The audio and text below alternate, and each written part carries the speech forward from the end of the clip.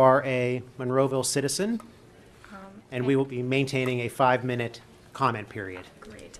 Kelly Yagatich. I live at 239 Rosecrest Drive. Hi, Kelly. Kelly, if you just louder. You can just Okay. speak Don't up. touch it. You Don't touch it. Okay. Great. I will yell. You're doing There you fine. go. It's an ongoing joke. The microphone will pick you up. Just speak up a little bit. Okay. You're Your doing name fine. is Kelly? Yagatich. Yagatich. Yagatich. Thank you. And I live at 239 Rosecrest Very good. Drive. And Kelly, just sign that paper in front of you, and Okay. then Great. take your time.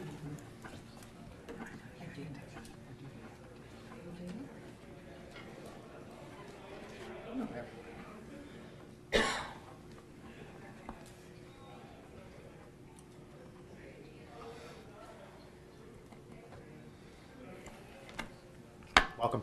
Okay. Hi, everyone. This is my first time ever speaking at one of these meetings, so I'm a little bit rusty on what to say and how to do it. But I guess I should probably introduce myself since this is my first time speaking. I'm a lifelong resident of Monroeville. I am a 2014 graduate from Gateway. I'm a 2018 graduate from the University of Pittsburgh, and I'm currently an outreach coordinator with an environmental nonprofit, Clean Air Council. I'm here to ask about the borough's policies on oil and natural gas drilling. And it's kind of an open question. I don't know if you want me to ask the questions that I have and then answer them at the end, or... Yeah, why don't you do that? Go through your questions, and then we can address what we can address. So the first question that I have are, what are Monroeville's current ordinances on oil and gas operations, specifically as it pertains to unconventional natural gas drilling and or hydraulic fracturing? And the second question is, does the council have any intention of updating these ordinances? My third question is the council aware of / concerned about the increased truck traffic that will result from the Deutsch well pad, which was recently permitted in Level Green and is 0.2 miles from the Monroeville Community Pool? The plan, as I understand it, for the trucks going to that well pad will be down 22, across 48, and down Saunders Station Road to the well pad, which means that there will be a large increase in truck traffic in the municipality. And my final question is the council aware of any plans to introduce hydraulic fracturing potentially into the municipality of Monroeville?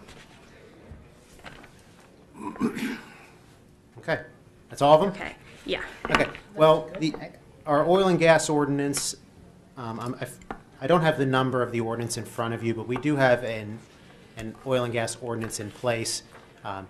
It does need to be updated. However, what we did in a few months ago was we modified it to add it so there would just be only unconventional drilling to be permitted in an M2 industrial zone.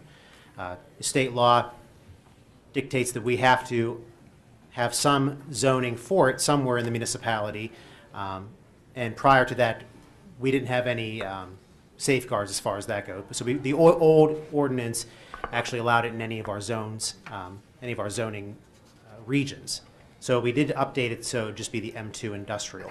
It is correct, though, that the ordinances that were originally written in 1984, correct? And they don't make any specific mention of hydraulic fracturing or unconventional natural gas drilling, right? I can sort of speak to that a little bit, just because I've been paying Okay. attention to it. The concept of hydraulic fracking, pardon me, excuse me, is actually pretty old, too. It's actually been since commercial oil well drilling. So in the context of what we have today, it's really not that different in that pace. So you can have some consideration that it already covers that piece. I mean, fracking actually started in Pennsylvania. The idea of dropping 2004. explosive devices, well, no, prior to that, dropping explosive devices into the oil wells and fracturing them and then injecting with water. Been around for a long time. So in the context of what we have right now, it's just a drilling ordinance. Okay. Okay, does that help? Yeah. Okay. Yes, and that ordinance was the 1984 one. There was an update in 2008 for it. Okay. And we can provide that to you. If you leave your contact information there, we can give you the 1984 ordinance and the 2008 ordinance. Yeah, And it then should be online. Tim, isn't it online with the rest of the list of the ordinances? Yeah, it's also online from the Monroeville website. Okay. Okay, too, so it's also available. Should be. And then as far as truck traffic, because of the well pads in Level Green or outside of our community, I'm not sure exactly what we could do about that as far as controlling that. Is Saunders Station a state road? County. It's county road. County. We're helpless. Mr. Little? No, I was just going to say that we could bond the roads. If you understand the concept of bonding is that an entity puts up a bond for, let's say, $1 million, and if they damage the road, then we can, what's called, call down on the bond in order to get the road fixed. That's the short and simple answer of it. We can direct where the truck traffic goes in accordance with the condition of the roads. For instance, a shorter route, this was talked about 2 years ago, a shorter route would be through Abers Creek Road. Now, going through Abers Creek Road with large trucks like that wouldn't be practical. So we could direct them to go on a road that would be more suitable. I'm of the understanding that you cannot stop it, but you can bond the road. And as Mr. Harvey said, if it's a county or a state road, we don't have any jurisdiction over that. One of the biggest, most effective laws you have on road control, of course, is weight. And to limit the weight on that road, maybe below what these trucks weigh, you would have to do a traffic and engineering study and show that the weight of that truck would continue to damage the road. I think that's already been done. All the way back in my career when I was a police officer, when we did truck traffic enforcement, the county did a engineering and traffic study on Saunders Station Road, and there was nothing to limit the legal weight of a truck, legal weight of a truck, which is up to 80,000 pounds. Mr. Mayor, may I? Yes. If council's permission, not, Tim, please don't, I disagree that we have the authority to bond a county road. Mr. Ratcher, would you look into that, please? I don't believe we have that authority to do that. No, that's not what I said. What do you I say? said we can bond our roads. Yeah, our roads. Oh, I misunderstood. Yeah, use we our don't roads have, to we get don't, the we don't have any. I thought you meant jurisdiction. county road. I'm going, wait a while. No, We no, can't do no. that. No, we don't have any jurisdiction over Correct.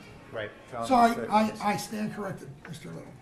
But the route along the way that are our roads, we could bond. Our roads, yes. Correct.